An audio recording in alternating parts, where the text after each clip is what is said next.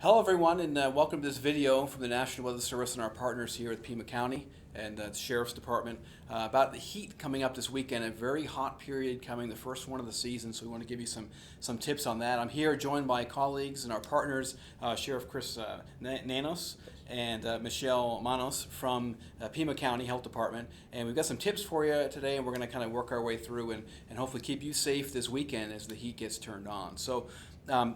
What's really interesting about the event that's coming up this weekend is kind of the abrupt nature of the heat. So we had a much cooler than normal, well, not much cooler, but cooler than normal May. It hasn't gotten as warm as we typically get, and all of a sudden we get this extreme heat on the way. So that change in heat is going to make a big difference for us and could lead to some issues. And so, Michele, do you want to talk a little about that? Absolutely. Like you said, this year we've not had an opportunity to gradually ramp up to the heat. Normally we have hotter and hotter days coming, and our bodies have a chance to adapt. We won't have that this year. And also, we haven't had a chance to adapt our behaviors either, alter our schedules, think about how we are going to do things a little bit differently because it's hotter. So this is going to affect everybody. The fact that our bodies are not acclimatized, really, it's going to affect everyone. And the good news, though, is that the ill effects of this, which are heat illness, heat stroke, and sometimes death, are completely preventable. That is, if we just avoid that extreme heat, we're going to avoid heat illness. So that said, though, I do want to mention some groups that are going to be even more affected by this abrupt change than others. The first group are the elderly. Our elders can't adapt to temperature very well anyway, and so with this abrupt change, they're going to suffer even more, and they have to be particularly careful. Another group are people who are taking psychiatric medicines. Those are medications that are used for bipolar, schizophrenia in particular, the antipsychotic medications. Those people, because of their medications, are unable to regulate their temperature well, and they'll be at particular risk. So they should really avoid the heat altogether if possible.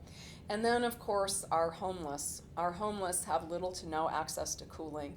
They're going to be exposed to this relentless extreme heat.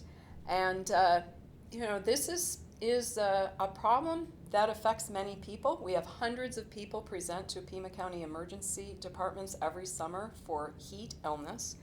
And most of those people are residents who should probably know better. And the most common situation for heat exposure are people doing recreational activities. Those are optional activities. And among those, it's mostly hikers and people doing other things out of doors. And I know that's why Sheriff Nanos is particularly concerned. Well, actually, Michele, Mike, first of all, let me thank you for having me here. I am concerned, especially this weekend. We do this every year, though, kind of give a public safety announcement at the start of the summer because this is a high activity type of season for us to be out in the wilderness and hike. And we like people to recreate in our parks and our wildlands and our mountains. That's what attracts people. And we want them to do that, but we like them to do it in a smart way. And to be real honest with you, this weekend, I know it's not gonna happen. I just know that if I ask everybody to, hey, why don't we make this weekend a family weekend? Because these are gonna be temps that we haven't seen in a long, long time, and they are extreme. If they'd stay home, enjoy the air conditioning of their home, enjoy their families, play some board games, those types of things, that type of activity for this weekend, I think we'd do. I know you'd help my department tremendously. Our department every year rescues probably over 250 to 300 individuals off these mountain terrains around us because hikers sometimes don't think. We like to believe that we're in good shape and we're good physically fit and we're healthy, and we take off into that little hill, and it turns out it's not so little of a hill after all, and people get up there and they get stuck and find themselves in bad ways. So for us, it's always key. We always tell people you need to bring three things, key three things. Bring a friend, bring a phone, and bring lots of water. And this weekend, if you're going to be up there at all, we'd like you to be up there early morning hours. Be done before 10 so you can escape most of that heat. But if you don't have to be there, boy, I'd like you not to be there, because you're not just putting yourself at risk, you're putting my team at risk. Right. Great. Well, thank you, Sheriff. Great advice there. Hope everybody's definitely going to listen to that. Some other safety tips are out there as well. I'm going to turn it back over to Michele for some more safety tips. Great. Well, just to go further with what the sheriff said, we'd like everyone to limit their outdoor activities to those cooler early morning hours, even your chores. Whatever it is you have to do, please try and finish them up before 10 o'clock. And try to spend that hottest part of the day, as he said, indoors with air conditioning. Consider spending time at home with your family, visiting a mall, a museum, going to a movie, or visit one of our Pima County libraries where there's air conditioning and all sorts of wonderful things to do. Besides books, we've got programs and other things going on. Also, stay hydrated. Drink water before you get thirsty, and carry extra water with you, and also in your car. Important, sometimes the heat makes it so we don't want to eat, but it's important to keep up with light meals throughout the day. And if your job is outdoors, please remember water, rest, shade. Very importantly, because this leads to at least one death every year, do not leave a child, a pet, or anyone else in a parked car, not even for 1 minute. Very important.